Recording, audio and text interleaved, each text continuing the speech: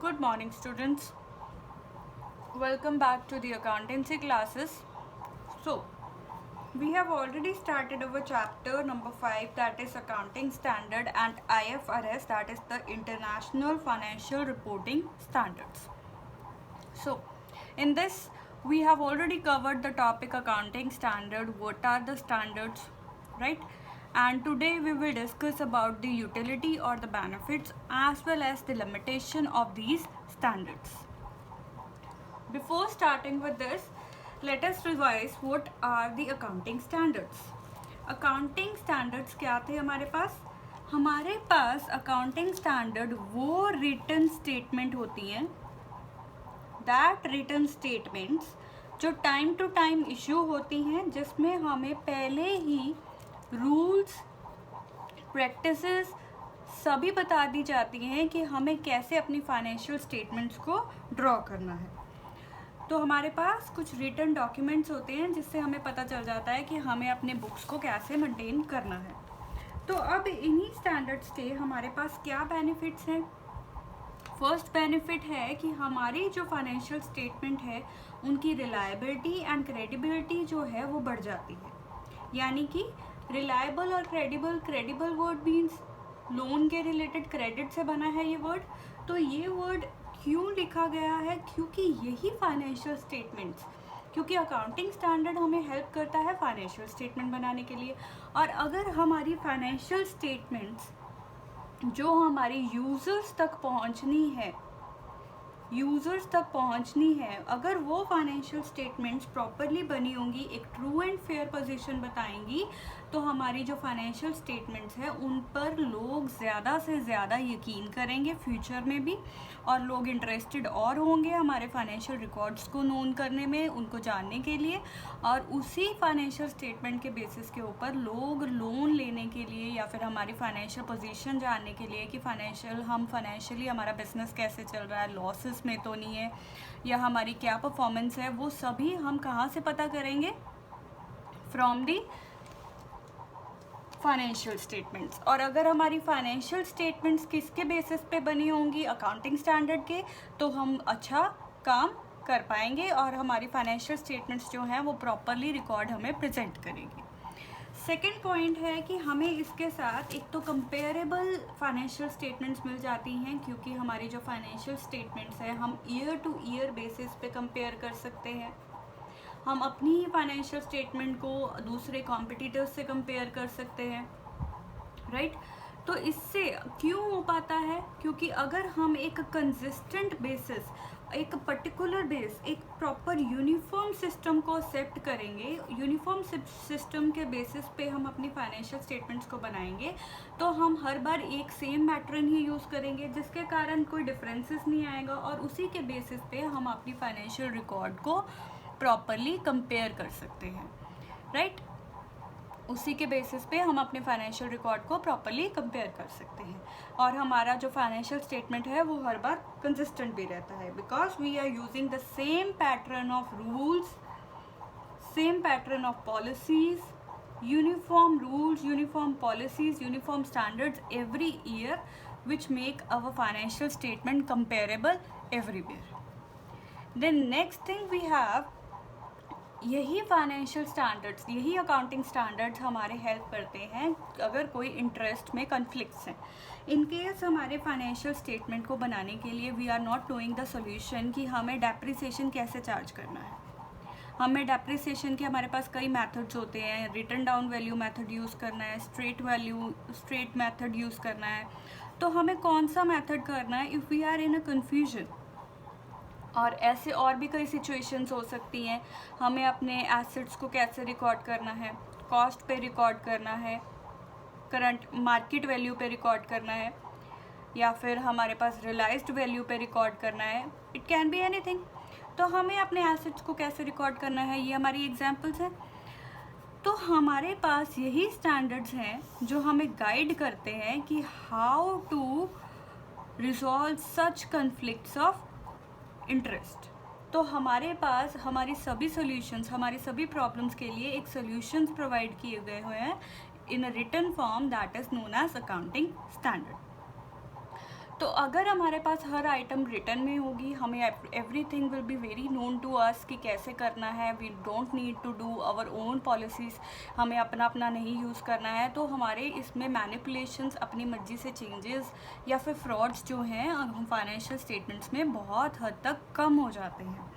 तो जो हमारी फाइनेंशियल स्टेटमेंट्स हैं वो तो ही होती हैं अगर फाइनेंशियल स्टेटमेंट वो इरेगुलर या फिर मैनिपुलेट तभी होती हैं अगर हम उसमें अकाउंटिंग पॉलिसीज़ प्रॉपरली नहीं एक्सेप्ट करें। अगर हमारा एवरीथिंग इज़ प्रॉपरली स्टैंडर्डाइज तो हमारे वहाँ पे फाइनेंशियल रिकॉर्ड में, बिजनेस के फाइनेंशियल रिकॉर्ड में कभी भी मैनिपुलेशन और फ्रॉड नहीं होता। Then last benefit that we get from the accounting standards is the help to the auditors. तो it is the duty of auditors to ensure that जो हमारे accounting standards हैं वो have been followed in the preparation of financial statement. यानी कि जो हमारी financial statements हैं कि वो हमारे प्रॉपरली अकाउंटिंग स्टैंडर्ड्स अपना रहे हैं या नहीं, ये ड्यूटी है हमारे ऑडिटर की। तो अगर इन केस हमारे पास कोई भी डेविएशंस हैं, डेविएशंस मीन्स कुछ कमियां हैं, कुछ प्रॉब्लम्स हैं, कुछ आइटम्स नहीं मैच हो रही, मिसमैचिंग है, तो ये ड्यूटी है कि जो ऑडिटर है वो अपने जो रिपोर्ट्स हैं उसमें प्रॉपर डिस्क्लोजर करे। ठीक है, तो प्रॉपर डिस्क्लोजर करे और इसी बेसिस पे हमारे कोर्ट केसेस बनते हैं। और अगर प्रॉपरली डिस्क्लोजर होता है तो हम प्रॉपरली अकाउंटिंग स्टैंडर्ड्स को फर्दर डिस्क्लोज करते हैं, फर्दर उस पर बात होती है और यही पॉइंट्स को लेके यही पॉइंट्स हमारे कोर्ट केसेस में जाते हैं, जिससे हमारे बिजनेस का प्रॉपरली ट्रांसपेरेंसी आ जाता है। Because each and every doubt जो है वो हमेशा अपनी मर्जी से नहीं डील होंगे, वो डायरेक्टली डील होंगे with the higher management, that is वो कोर्ट्स में केसेस जाते हैं। तो ऐसे डेविएशंस को डील करने के लिए हमारे पास नए स्टैंडर्ड्स बनाए जाते हैं which at last help the auditors in the true and fair presentation of the financial statements. तो ये तो हमारे पास कुछ एडवांटेजेस थे, कुछ बेनिफिट्स थे या फिर इनकी यूटिलिटी थी। हमें क्या बेनिफिट्स, यूटिलिटी भी यही होता है कि हमें क्या इससे मिल रहा है, हमें अकाउंटिंग स्टैंडर्ड हम यूज़ कर रहे हैं, हमें इससे कुछ तो बेनिफिट मिले, कुछ तो हमें इसका अच्छा रिस्पॉन्स मिले, तो वही होता है यूटिलिटी। लेकिन अब हमारे पास नेक्स्ट टर्म है कि हमारी इस स्टैंडर्ड में कुछ ना कुछ कमियाँ भी होंगी, ड्रॉबैक्स होंगे। तो वो ड्रॉबैक्स क्या हैं? तो हमारे पास 4 मेन ड्रॉबैक्स हैं। सबसे पहला है रिस्ट्रिक्ट इनिशिएटिव। फाइनेंशियल स्टेटमेंट्स जब हम अकाउंटिंग स्टैंडर्ड के बेसिस पे बनाते हैं तो उसमें कई रिस्ट्रिक्शंस लगा दी जाती हैं, जिसके कारण प्रॉपर डिस्क्लोजर नहीं हो पाता, प्रॉपर डिस्क्लोजर जो है वो पॉसिबल नहीं हो पाता। तो क्योंकि वहाँ पे कई तरह की रिस्ट्रिक्शंस हो जाती हैं, कई बार हमारे फाइनेंशियल स्टेटमेंट में कोई चेंज का आना बहुत ज़रूरी है, लेकिन जो यहाँ पे स्टैंडर्ड्स अड़ जाते हैं उसके कारण वो चेंज नहीं आ सकता और हमारी जो फाइनेंशियल रिकॉर्ड्स हैं वो अपडेटेड नहीं हो पाते। Second point we are having that जो हमारे फाइनेंशियल स्टेटमेंट है वो रिजिड नेचर के होते हैं। मतलब कि ये हमारे पास, अगर हमारे पास एक प्रॉब्लम के लिए या फिर एक ट्रांजैक्शन के लिए हमारे पास ऑल्टरनेट सॉल्यूशंस हैं, कई सॉल्यूशंस हैं, तो अकाउंटेंट को ये फ्रीडम नहीं देते कि वो इन सॉल्यूशन में से किसी भी सॉल्यूशन को एक्सेप्ट करे, क्योंकि इन्होंने जो कह दिया स्टैंडर्ड्स में वही एक्सेप्ट करना पड़ता है। That is why it is rigid in nature. Means यहाँ पे बहुत ज़्यादा रिस्ट्रिक्शंस हैं, अकाउंटेंट की मर्जी नहीं चल सकती। अगर उसे लगता है कि यही स्टैंडर्ड अच्छा है, यही सॉल्यूशन बहुत सही रहेगा हमारे बिजनेस के लिए, तो वो अपनी मर्जी से इस स्टैंडर्ड को नहीं यूज़ कर सकता। Then third one is the जो हमारे अकाउंटिंग स्टैंडर्ड हैं उसमें भी हमने एक कंसेप्ट भी पढ़ा था कि कॉस्ट कंसेप्ट है। मींस हम अपनी जो एसेट्स हैं उनको हम हमेशा कॉस्ट पे रिकॉर्ड करते हैं, ना कि फेयर मार्केट वैल्यू पे।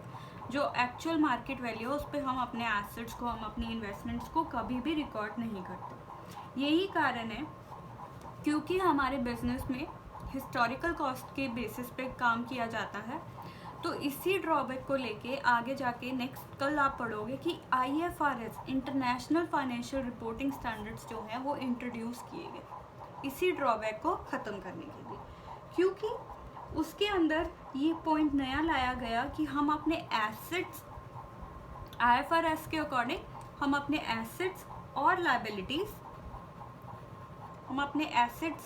एंड लायबिलिटीज़ को करंट या फेयर वैल्यू पे, जो उसकी करंट मार्केट में जो उसकी वैल्यू है उसमें बैलेंस शीट में शो कर पाएंगे IFRS की मदद से। तो ये हम डिटेल में कल पढ़ेंगे कि इसमें क्या चेंज आया है, लेकिन ये अकाउंटिंग स्टैंडर्ड का सबसे बड़ा ड्रॉबैक है। इसमें हम अपनी अकाउंटिंग में जो हमारे एसेट्स हैं, जो हमारी इन्वेस्टमेंट्स हैं, उन्हें हम कॉस्ट पे रिकॉर्ड करते हैं, मतलब कि जिस दिन हमने उनको ख़रीदा था हम उस डेट पे लिखते हैं, ना कि अगर सपोज़ एक लैंड है हमने ख़रीदी 2 लाख की थी, लेकिन हमारे बिजनेस में सिर्फ वही 2 लाख को ही रिकॉर्ड किया जाता है, जो उसमें लैंड की प्राइस इंक्रीज़ या डिक्रीज़ है उसको नहीं रिकॉर्ड किया जाता। तो जिसके कारण हमारे जो फाइनेंशियल स्टेटमेंट्स हैं वो अपडेटेड नहीं बन पाते। तो ये हमारा बहुत बड़ा लिमिटेशन है। नेक्स्ट पॉइंट, लास्ट पॉइंट हमारे पास है अकाउंटिंग स्टैंडर्ड जो है वो हमारे ऑडिटर की जजमेंट को ऑब्स्ट्रक्ट करता है। मतलब कि जो अकाउंटिंग स्टैंडर्ड्स हैं उसमें कुछ ऐसी रिस्ट्रिक्शंस लगा दी जाती हैं, जैसे हमने यहाँ पे भी किया, जिसके कारण ऑडिटर को जो सही लगता है वो उसको मानना, मतलब वो उसको जो उसको लगता है कि वो सही है, लेकिन जो फाइनेंशियल अकाउंटिंग स्टैंडर्ड है वो नहीं हमें सही करने दे रहे, लेकिन इस स्टैंडर्ड के कारण इन ऑडिटर्स को उसको यूज़ करना ही पड़ता है, उसको मानना पड़ता है, जिसके कारण ऑडिटर्स का जजमेंट जो है वो कहीं ना कहीं लैक कर जाता है, वो अपना कंफर्ट जोन में नहीं होते, because they have to follow what is said by the accounting standards. So ये आज हमारे पास टॉपिक है अकाउंटिंग स्टैंडर्ड्स का, जिसमें हमने यूजेस या फिर बेनिफिट्स और लिमिटेशंस को साइड बाय साइड समझा है। Tomorrow we will do the next topic that is IFRS, जो अकाउंटिंग स्टैंडर्ड का नेक्स्ट स्टेप है कि क्या ड्रॉबैक्स थे, क्या कमियां इन स्टैंडर्ड्स में रह गई कि हमें इंटरनेशनल लेवल पे स्टैंडर्ड्स को इंट्रोड्यूस करना पड़ा। तो हम वो टॉपिक कल करेंगे। So complete your notebooks till accounting standard. Work should be done only on the fair notebooks. So see you tomorrow. Thank you.